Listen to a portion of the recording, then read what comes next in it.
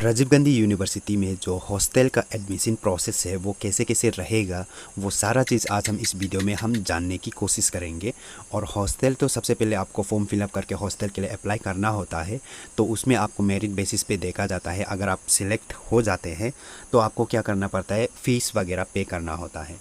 तो ये जो है 2022 का जो एजुकेशन डिपार्टमेंट का हॉस्टल एलोकेशन का जो मेरिट बेसिस से जो फर्स्ट सेमिस्टर के लिए एमए एजुकेशन का फर्स्ट सेमिस्टर के लिए था, तो इस नोटिफिकेशन को हम एक एग्जांपल की तौर पे लेंगे कि इसके थ्रू ही हम जाके आप लोगों को बताऊंगा कि कैसे करके आपका हॉस्टल एडमिशन जो प्रोसेस जो रहेगा। तो सबसे पहले तो यहाँ पे जो सिलेक्शन लिस्ट है वो सारा चीज़ यहाँ पे आपको शो किया जा रहा है। उसके बाद फिर आप इसको स्क्रॉल अप करते जाओगे तो आपको नीचे पे कुछ इंस्ट्रक्शन वगैरह दिया गया है। तो यहाँ पे आपको देखने को मिल सकता है कि आपका हॉस्टल का नाम है Pare halls of residence and Tawangchu halls of residence, ऐसे करके दिया गया है। उसके बाद फिर आपका हॉस्टल वार्डन का जो अकाउंट नंबर है वो सारा चीज़ यहाँ पे दे रखा है और उसका जो बैंक का डिटेल्स भी यहाँ पे दे रखा है। ठीक है, तो परे हॉल्स ऑफ रेसिडेंस का यहाँ पे ऊपर पे दिया है, फिर तावांगचू का नीचे पे दिया है। उसके बाद आपको क्या करना है, आपको आपका जो मेस पी होता है, तो मेस पी यहाँ पे आप देख सकते हो, आपका मेस पी को इस अकाउंट पे आपको क्या करना है, डिपॉजिट करना है। ठीक है, तो ये जो परे होल ऑफ रेसिडेंस जो फीमेल लोगों के लिए है, तो फीमेल लोग क्या करेगा, लड़की लोग इस अकाउंट नंबर पे और इस अकाउंट डिटेल्स पे वो जो डिपॉजिट करेगा।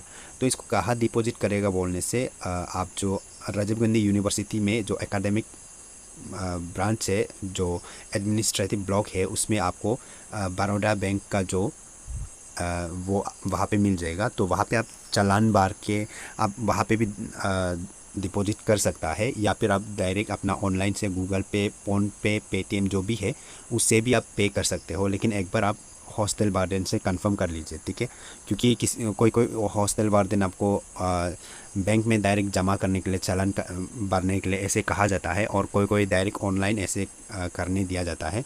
तो एक बार आप कंफर्म कर लीजिए। उसके बाद जैसे वो लोग इंस्ट्रक्शन देता है वैसे आपको मेस फी को जमा करना है। तो मेस फी जमा करने से पहले आपको क्या करना पड़ेगा, आपका कुछ फ़ीस है जो एडमिशन फ़ीस है, हॉस्टल एडमिशन फ़ीस है, हॉस्टल रेंट फ़ीस है, और जो सिक्योरिटी फ़ीस है उसको आपको सबसे पहले पे करना होगा। ठीक है, तो उसको पे करने के लिए यहाँ पे मोड ऑफ पेमेंट में आपको यहाँ पे शो किया जा रहा है।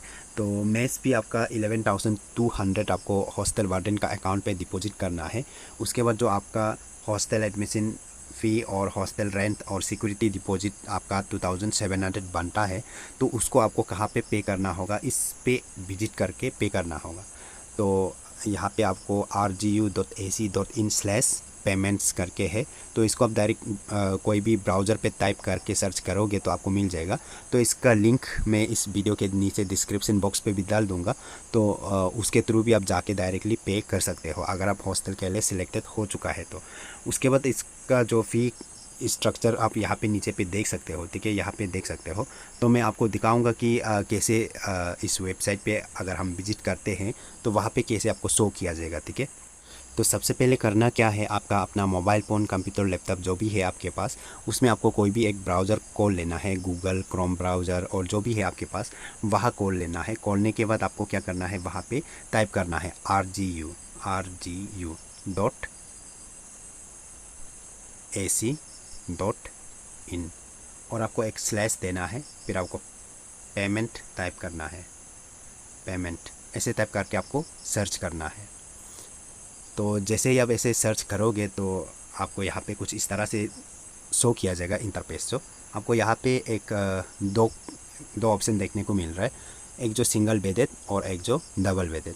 तो यहाँ पे आप सिंगल बेडेड और डबल बेडेड में आपका डिफरेंस वही रहेगा। फ़ी स्ट्रक्चर में थोड़ा सा डिफरेंस हो सकता है, लेकिन मेस फ़ी में डिफरेंस नहीं होगा। बस वही है कि जो हॉस्टल का एडमिशन फ़ी है और हॉस्टल रेंट है उसमें थोड़ा डिफरेंस हो सकता है। ठीक है, तो जहाँ पे भी आप कंफर्टेबल है वहाँ पे आप क्लिक कर लीजिए। तो मैं यहाँ पे ऊपर वाला पहला वाला ऑप्शन पे क्लिक कर दूँगा। यहाँ पे आपको शो कर रहा है क्लिक हियर करके, तो वहाँ पे आपको क्लिक करना है।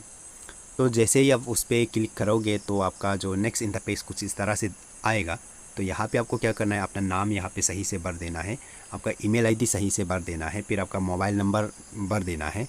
उसके बाद आपको क्या करना है, अपना डिपार्टमेंट को सही से डाल देना है। फिर आप जो कौन सा कोर्स को कर रहे वो आपको डालना है। उसके बाद आपको यहाँ पे अपना सेमेस्टर सिलेक्ट कर लेना है। फिर आप जो कौन सा हॉस्टल में आप जो आपको कौन सा हॉस्टल में एलोकेट किया गया है उसका नाम यहाँ पे डाल देना है। तिरप है तो तिरप, लोहित है तो लोहित, परे है तो परे, ऐसे करके डाल देना है। उसके बाद आपका जो कितना पे करना है वो आपको ऑटोमेटिकली यहाँ पे शो कर रखा होगा। उसके बाद फिर आपको नीचे पे यहाँ पे नाउ का ऑप्शन पे क्लिक करना है। उसके बाद जो भी मोड ऑफ पेमेंट का ऑप्शन जो अवेलेबल होता है उससे आप पेमेंट कर लेना है। फिर पेमेंट कर लेने के बाद आपको एक वहाँ पे पेमेंट रिसिप्ट मिलेगा और वो पेमेंट रिसिप्ट को लेके उसको आगे प्रिंट आउट कर लेना है। प्रिंट आउट आप 2 प्रिंट आउट कर लीजिए। एक तो आप हॉस्टल वार्डन को सबमिट करेगा और दूसरा आप अपना डिपार्टमेंट पे आप सबमिट कर सकते हो, ठीक है। उसके बाद फिर ये प्रोसेस जो हो जाने के बाद फिर आपका जो मेस फ़ी को है कि जमा कर देना है। फिर मेस फ़ी को जमा करने के बाद उसका भी एक चालान करते हैं तो आपको एक रिसिप्ट दिया जाएगा, और चालान नहीं करके ऑनलाइन करते हैं तो ऑनलाइन से भी आपको वो मिल जाएगा पेमेंट रिसिप्ट। तो वो उसको भी प्रिंट करना है और इसका भी प्रिंट करना है। दोनों को प्रिंट करके आपको क्या करना है, एक अपना खुद का डिपार्टमेंट पे सबमिट करना है और दूसरा जो आपका कंसर्न ये जो हॉस्टल वार्डन को सबमिट करना है। उसके बाद आपका हॉस्टल एडमिशन जो सक्सेसफुल हो जाएगा। उसके बाद हॉस्टल वार्डन का इंस्ट्रक्शन के हिसाब से आप अपना हॉस्टल बैठना शुरू कर सकते हो। तो आई होप कि ये वीडियो आप सभी के लिए इन्फॉर्मेटिव लगा हो।